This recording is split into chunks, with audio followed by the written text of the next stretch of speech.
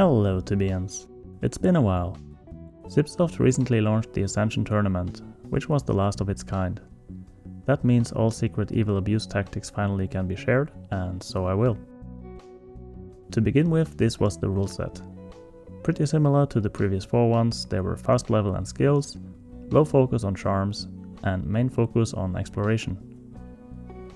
What was different this time was the minus 50 points instead of minus 5, which for the first time ever actually made it not worth in any circumstance to hunt creatures with penalty points.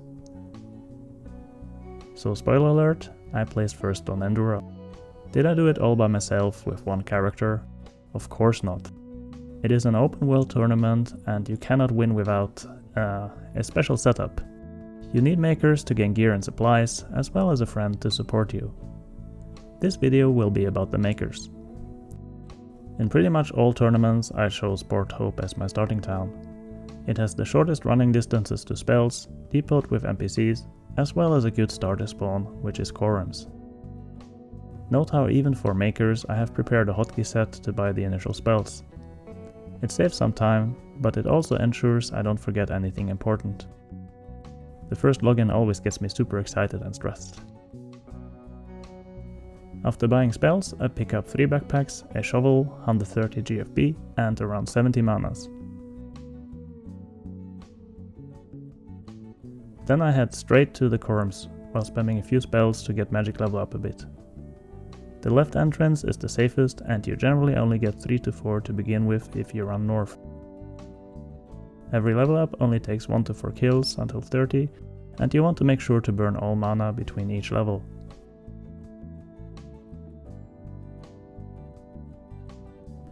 When approaching 30, it is time to head east to the main spawn. Now it is time to spam GFB. Levels will fly at first, so the spell spam game is real. Which I actually forgot at first. Level 60 was reached within 19 minutes of playtime down. Now it was time to move on.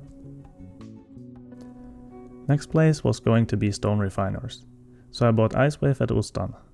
And realized I was too poor to buy Ice Strike.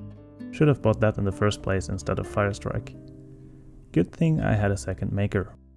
I logged onto that one, bought the basic spells and sent about 10k to Frontrunner 1.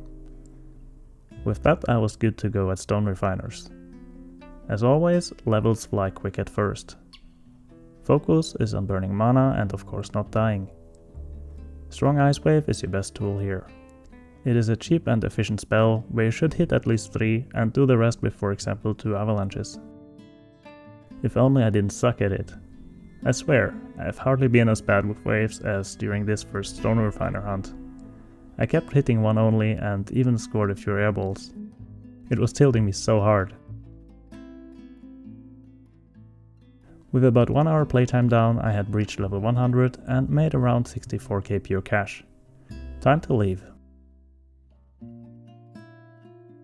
Next task, Fairest Access. That took about 45 minutes. The first Fairest hunt began with 1 hour 43 minutes playtime spent. I was rather lucky and looted a Dream Blossom wand and a wooden spellbook within something like 5 minutes. The desired Boots of Haste though didn't come for quite some time. Yes. 1 hour 25 to get my first pair of bow. Slightly better than the previous tournament, but still really overdue. At this point it was time to get some basic gear. I did the Medusa Shield quest in Drefia, and then the Demon Shield quest in Cyclopolis. That set the stage for my next character. Little Sterling. Remember I mentioned this character already had bought spells. And now it basically started with a Demon Shield, Blue Robe, Boots of Haste and 100k. Sounds fair, right? Level 60 at Quorums was reached before 18 minutes playtime was down. This time I was rich enough to pick up both Strong Ice Wave and UE, which made the hunt at Stone Refiners more efficient. Also this time around I was way more accustomed to this hunt and I actually managed to make good use of my wave. Level 105 with 55 minutes playtime down. Slightly better than the other character, but of course not much.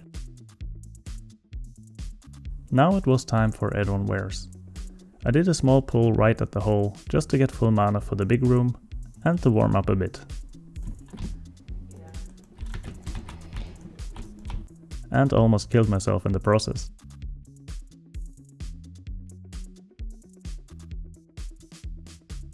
The first few pools I placed 4 to 5 energy bombs depending on the room size, and then kept a rather safe distance.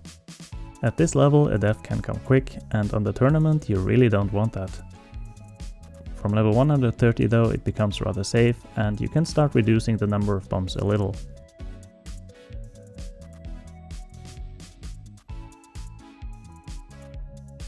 The hunt ended with level 153. On the way to depot of course there was a jester raid, and I had no ring. Those raids really wreaked havoc this tournament. A second add-on wares hunt followed a few hours later. No jesters around to annoy me. Level 193 in 2 hours and 10 minutes playtime, and you can see the balance also shows a decent value per half hour. Though you probably have to deduct 10 to 30k for trophies and similar.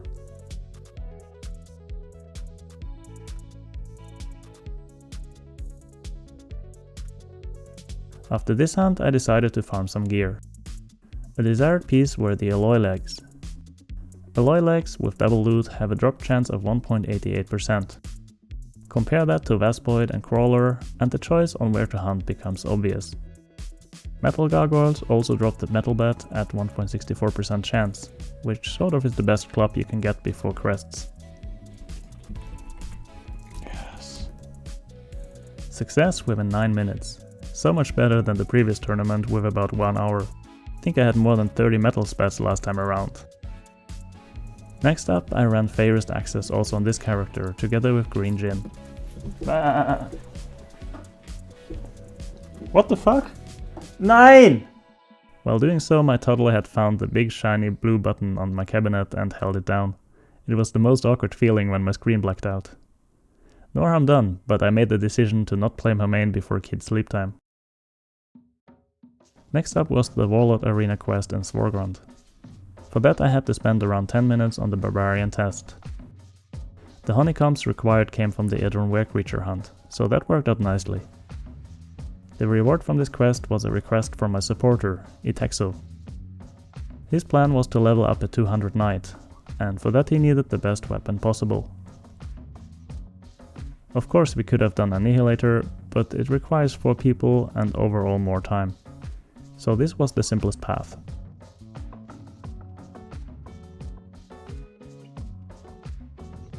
And you get a shiny golden goblet. The Blessed Scepter and whatever strong gear I had like bow and demon shield went to Itexo's character Hex Noid. That and 400k should be enough to get him from his current level 80 to 200 in Edron Heroes. If you watched this stream, you might remember that he fell short by half a level or so. Close enough. After this I started hunting Summer Elves on Frontrunner 1. Character speed at level 200 was a pain, and without Terror Wave I was hardly able to get some free moments for looting. Creatures kept respawning every time a batch went down. It was rather stressful, but good profit. The Magma Amulets were a desired item to reduce costs on the Azura Perilous later. On top of that, the 1.8kk base XP was pretty nice as well. The second hunt went even better. From around 225 or so with Boots of Haste you do get a speed boost, and that helps a lot with efficiency. Still didn't buy Terror Wave, but 2.2kk base XP and 250k profit in 28 minutes online time was a nice gain.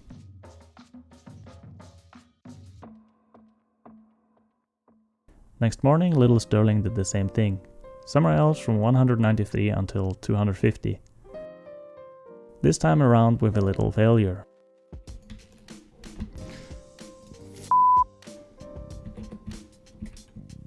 Thank you, come again. Only to mess up once more. Better keep that amulet up, and maybe avoid melee a bit more.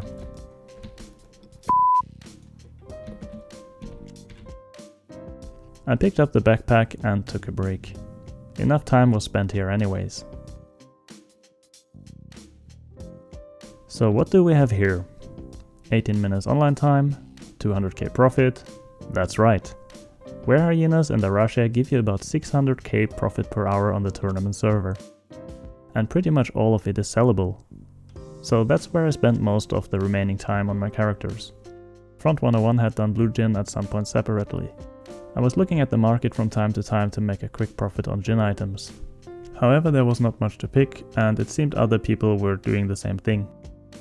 I did sell a few Dwarven Wings for 10 to 15k on the side though. And that's basically the story of my makers on Endura in the Ascension tournament. They farmed cash and gear for Itex's supporting character and for my main character. And that's the main thing required when you want to score above 50k points. The path of my main character will be shown in my next 1 or 2 videos. Hope you enjoyed this one and look forward to what's coming.